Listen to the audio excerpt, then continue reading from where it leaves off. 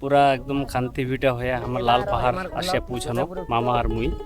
তো এটি আসার পর দেখেছি লাল পাহাড়ত পাহাড় খান যেহেতু বালু বেশি, তো বালিগুলো অনেক গরম হয়েছে, তার জন্য এলে যেমনই আমার পাহাড় খানত। আর যাই হোক ফাইনালি লাল পাহাড় আসে পৌঁছানো। তো এটি থেকেই আরও ঘুরিয়ে চলে যাবো এলায়। তো আশেপাশের যে জায়গা খান তোমাকে আমি একটু দেখাই দিন। লাল পাহাড়ের এই পাহাড় খানের ঠিক আগতে একটা নদী, আর এটি থেকে শুরু হয়েছে লাল পাহাড় খান।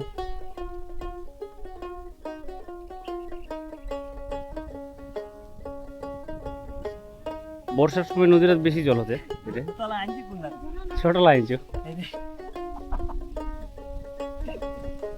সেটাই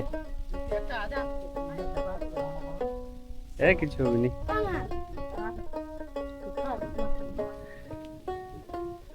খুব ঠান্ডা একখান জায়গা, আর খুব ভিতরত আর কি, অনেকটা ভিতরত আসিবা লাগে ঘুষপুকুর থেকে অনেকটা ভিতরত।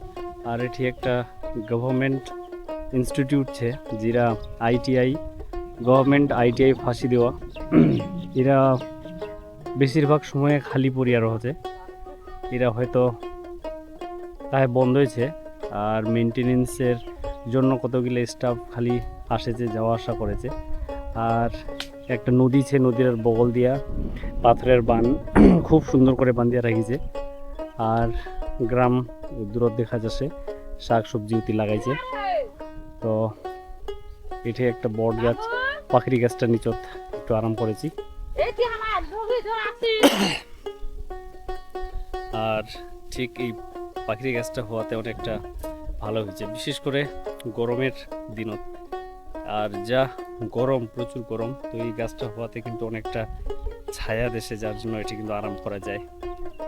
আর আরেকটা এটি বট গাছ, এইটা একটা পাখিরি গাছ, দুইটাই অনেকটা ছায়া, যার জন্য কিন্তু অনেকটা রেস্ট করিবার মতন জায়গা একটা হয়ে গেছে এই লাল পাহাড়।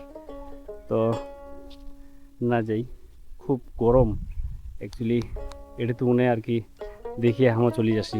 অনেকটা উঁচু আছে, গেলে হয়তো অনেকটা ভালো হলো, কিন্তু এটা ঠিক সময় না হয় যাওয়ার জন্য।